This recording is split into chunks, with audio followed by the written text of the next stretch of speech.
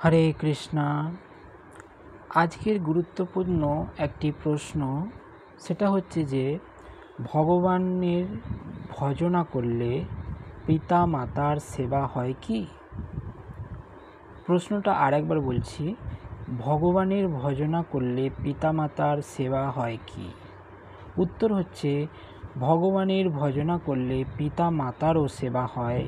কেবলমাত্র পিতা মাতার নয়, মুনি ঋষি দেবতা সকলের সেবা হয়ে থাকে।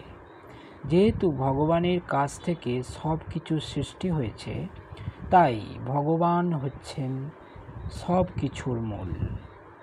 এভাবে গাছের গোড়ায় জল দিলে তার শাখা প্রশাখা পত্র পুষ্প সবই পরিপুষ্ট হয়, এবং উদরকে খাদ্য দিলে যেমন সমস্ত অঙ্গ প্রত্যঙ্গগুলি পুষ্ট হয়, ঠিক সেরূপ ভগবান তুষ্ট হলে সবই তুষ্ট হন।